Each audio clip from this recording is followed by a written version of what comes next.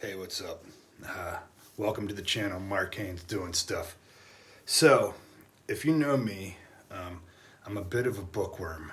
I'm an avid reader, and I just finished up reading this book, and it might be the best book I've ever read. So, I just wanted to give a review, and of course, as always on this channel, I do shirtless reviews of everything. So if you're into this kind of content, make sure you like and subscribe so you can see more of this. Anyways, the book is called The Midnight Library. I got it when I was on a trip, so it's in Spanish, so it took me a little bit longer to read than if I was reading in English, obviously, because it's not my native language. But the book was so good. Let me just talk to you a little bit about this. It's written by Matt Haig, who's like a bestseller. It sold millions of copies, and so they recommended it to me when I was in the bookstore. And it is about this woman in her 30s, and she's very depressed, going through some stuff.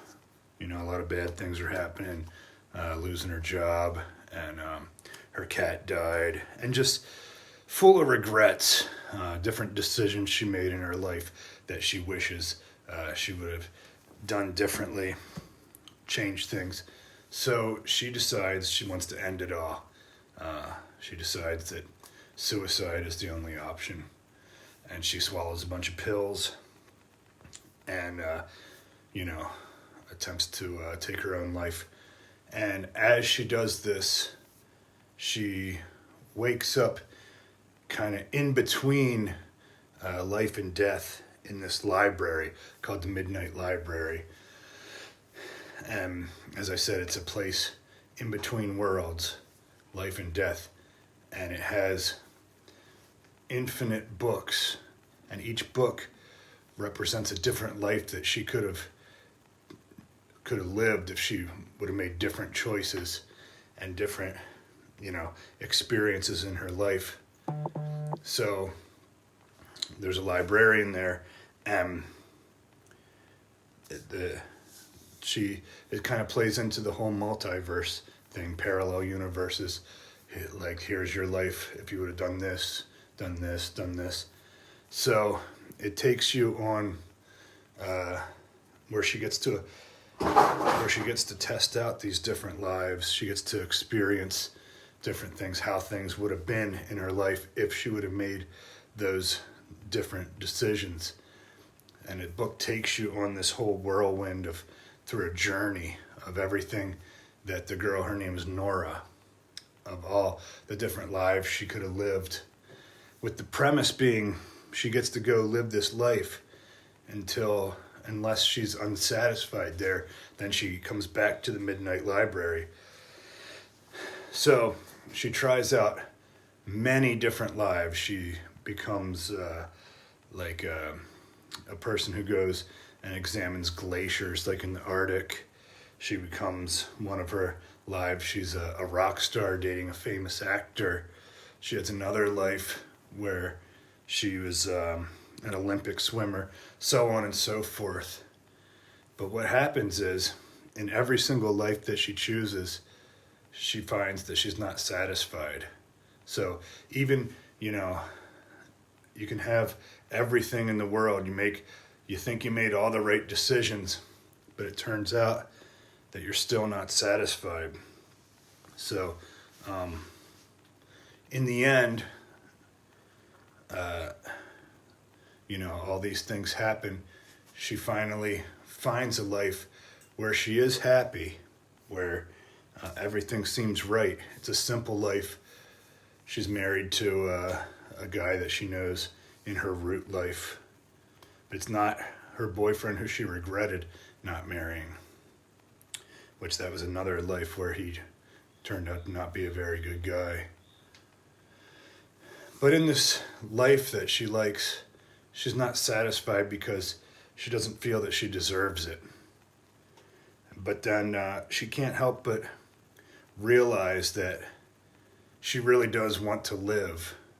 So the suicide thing, turns out she realizes that was a mistake. And in the end of the book, she wakes up in her regular life, vomiting out the pills. She goes to her neighbor and tells him she wants help. He gets her the medical help she needs, and she survives. And the whole message behind the book is that, you know, you can make all kinds of mistakes and, you know, think you ruined it, but your future, you know, is still, no matter how far gone your life is, no matter how bad things are, you can still turn things around in the future and still, you know, have a good life. Still, you're never too far gone. And, you know, it deals a lot with the topics of regrets, things like that. And you think, you know, you think that things would have been so good if you would have if, you know, you did different things in life. But the truth is, who knows if that really would have been that good. In the story, you know, there's different things where, like a boy who she taught piano to in real life, well, she didn't know him in one of the other options, and that boy, you know, went to prison and became a bad kid because he didn't have her as a positive influence and teaching her the music and things like that. So it's like impossible to know like what happens, what if you would have did different things. Like, you know, maybe it would have been better, but maybe things could have been a lot worse, you know. So the point is that you make decisions and you live with it, and the only thing you can control is what happens in the future. You can't control your past decisions, past mistakes, you know, that can't be changed, but you can control the future. And a lot of things is all how you look at it. And that was another message that I took away from the book, is that, you know, life is all how you perceive things. You know, maybe the situation could be the exact same, but it's just how you look at it. And it was a good message for me, because I have, you know, felt, you know, depression and things like that at times. And I felt that, you know, in life, you know, you only get one life, so it's all your perception of things. And it was a great book. It was just the takeaway messages and everything of, even if you've messed up and you feel like you've done everything wrong in your life, that your life still has meaning, it still has value, and, you know, we're all still important, and all of our lives are, you know, don't take it for granted. So if you ever have a chance to read this book, I would suggest to do it, because I really enjoyed it. So 10 out of 10. And I appreciate you guys watching me this long. And yeah, just wanted to tell you about that and my experience with the book. And make sure you like and subscribe. Love you guys.